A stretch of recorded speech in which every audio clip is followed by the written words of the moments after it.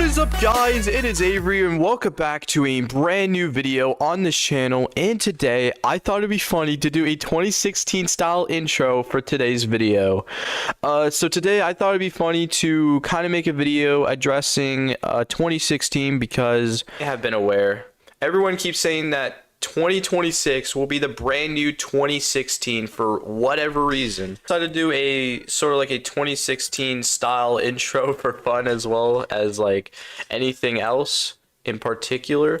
So I'm going to be watching like this YouTuber. I usually do not react to commentary style videos because of like stealing content or anything like that, but this video is addressing everything that happened in 2016, 2016, you know, one or the other. We'll be watching the video made by The Duck. 16. A lot of people refer to this as a golden era. As many people call it sort of the true. golden era of YouTube. A lot of people just consider 2016 to be a good year, and why? So for one, the first thing you search up on Google when you look up why was 2016, the first result is why was 2016 the best year? Why was 2016 the best year? So nostalgic. Why was 2016 the best year Reddit? Best year for music?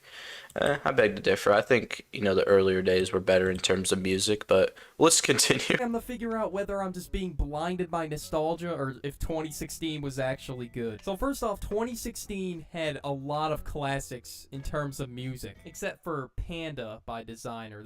That song absolutely 2016 had its songs where it didn't really age well. It had its pop classics, like it really did its thing for pop, but for rap, like it was like a new beginning. A lot of people refer to it wasn't too bad, I'm not gonna lie.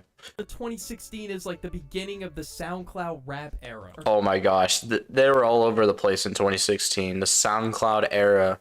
Call it the mumble rap era. Now, Oh no, course, not the mumble granted, rap you have era. rappers in there that, you know, don't really make the lineup too stacked, like Lil Pump. But 2016 was the start for an amazing era for rap. You had rappers like Lil Uzi, Cardi, Yachty, 21 Savage, X, rest in peace, and Trippie Redd. These rappers basically popularized the whole mumble rap thing, and it wasn't just lyrical spirit, it's just a whole new vibe. Like, this really introduced me into rap. Like, yeah, sure, I guess 2016 rap wasn't too bad, but in 2026, well, I mean, I'm gonna say this in a 2025 standpoint, it's garbage.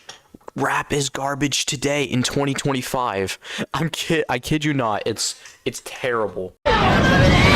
Vibes were just there. Before that, all I had was Drake and Future in the lineup. That's it. I was like They're not too bad, actually. Enthusiast in the mid 2010s. And Drake, unfortunately, we don't talk about Drake anymore. But yeah.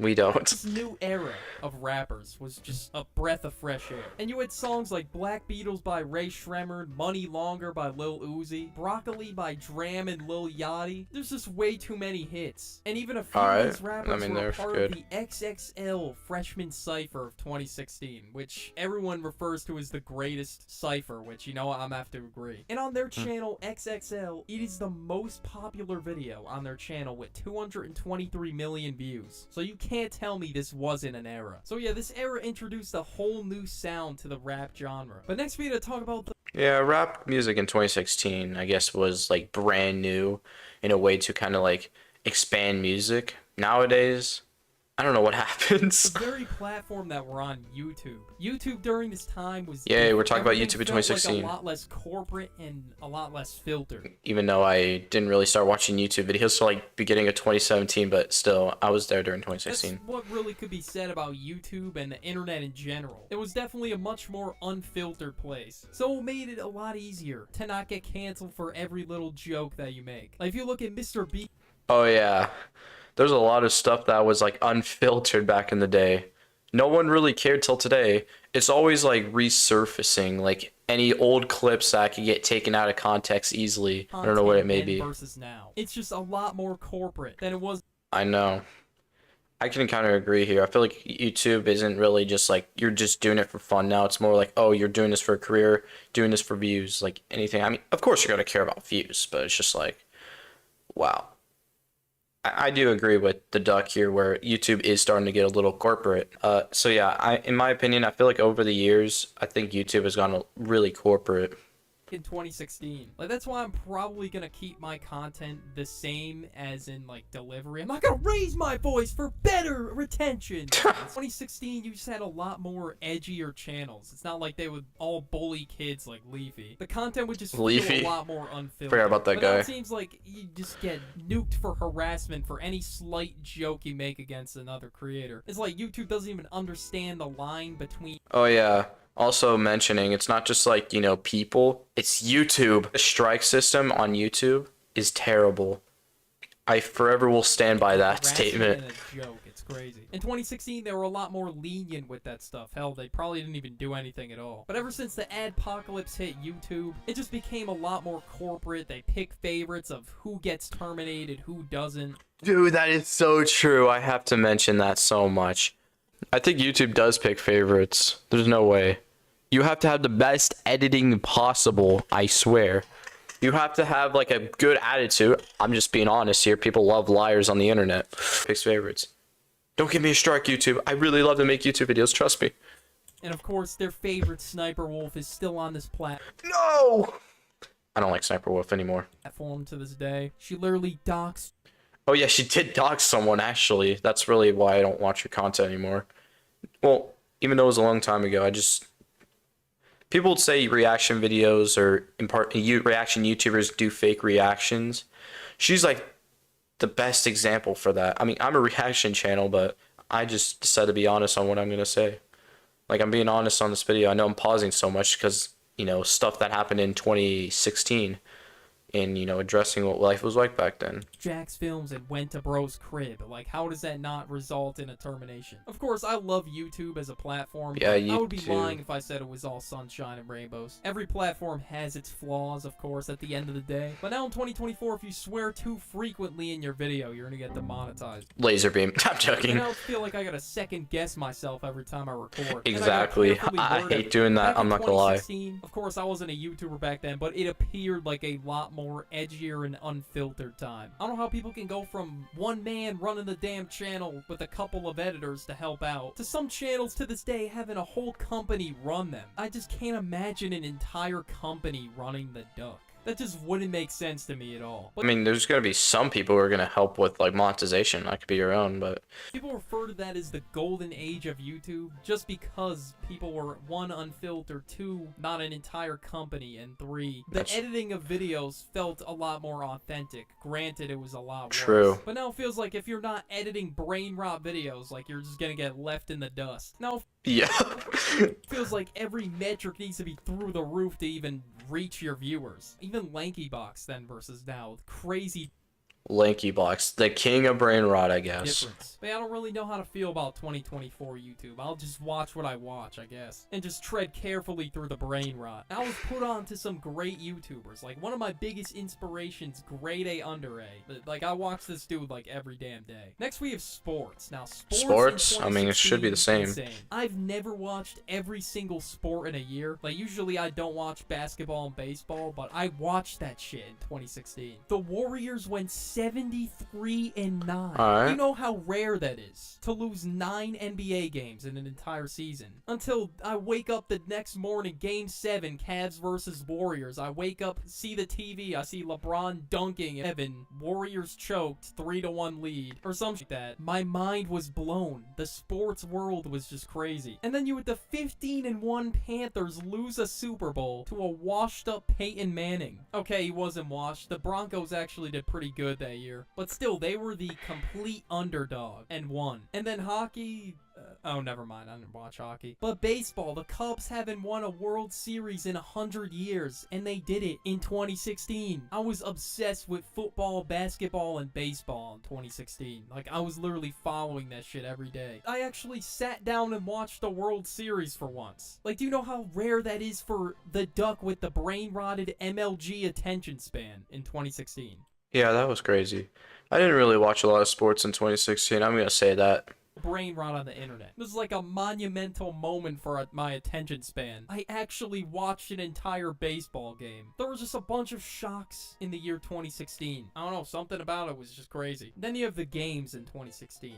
Where do I Games? even begin? So many bangers. I was the biggest BO3 nerd neck to ever exist. Granted, I was shit at the game, but I was on it for so long. Me and my friends actually completed the Easter egg for the Rise and Draw Zombies. Black Ops 3 came out literally at the end of 2015, so I count it for 2016. Yeah, Well, I heard it's a good every zombies waking bad hour campaign on though. this game. I wasn't dark matter bad, but some of my friends got dark matter. This shit was crazy. I was like a zombies enthusiast. Oh yeah, Plants I vs don't know Zombies why I too. wanted It's to good. complete the Rise and Draw Easter egg so bad, probably just because it was way easier than the other ones. Overwatch was also something I played for a little bit in 2016. I was not really a nerd at it, but if you thought my BO3 nerdiness was bad, peep Rainbow Six Siege. This is by far the nerdiest I've ever gotten in a damn game in my entire life. 2016 to 2019, bro, this was the game I played. Whenever my friend said, yo, get on, this was the game they were referring to.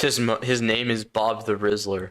3 and ranked 1.0, bro. I was a nerd. I actually did not go outside, bro. It was crazy. I would eat, sleep, and breathe this game, too. But one game that actually did get me outside was Pokemon Go. Now, Oh yeah, Pokemon Go was actually crazy back in the day. of course, I brought this up in many videos before. You get the scoop of Pokemon Go by now. But this was the most mainstream game of 2016. Everybody and their mom played it. Seriously. No, that was not a joke. Listen to that sentence again. Everyone and their mom played it. Yeah. I heard someone got arrested for playing Pokemon Go at church. Blogger sentenced for playing Pokemon Go has been given 3.5 years suspended sentence after he posted a video of himself playing Pokemon Go in church. Yeah, that's kind of weird. I'm not gonna lie, but still, that is kind of crazy to get arrested for exactly.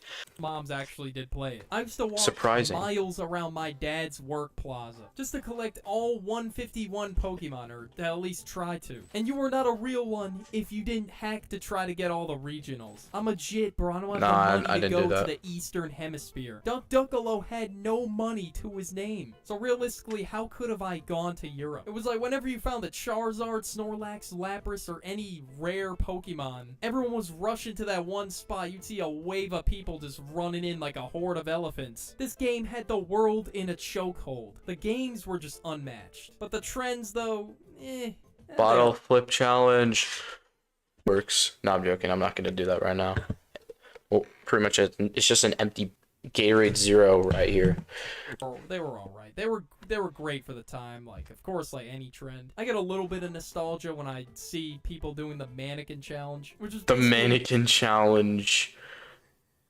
That brought me You back just a stood century. still, and you would play the song Black Beatles behind it, and that was basically it. That's why Black Beatles was so big, because of the whole mannequin challenge. That got super mainstream. Same with fidget spinners. I don't really know how fidget spinners went mainstream in 2016. Don't really remember how I got it. I just remember one of the mall plugs, basically one of those like little shops in the, not even a shop, it was like a stand in the mall. You know what, W him for getting his bread, bro. It was like $50 for 2 of them, or like 40 bucks. I gotta respect the hustle for that. That's some crazy bread right there. And the slang for 2016, I feel like was a lot less brain rot, even though if I said I'm a savage, would be looked at as super corny today. We all said Yup. savage. We all said it. And then there were people that said bae too in 2016. The slang is just way different than it was now. Now it's like Skibbity Rizzler, Ohio Phantom. Now it just feels like it was a lot easier in 2016. How to fit with the cool kids.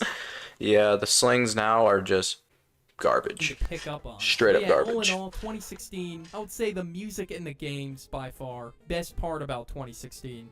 I hope you guys do enjoy this video. Be sure to smash that like button down below. Be sure to subscribe for rad videos, guys.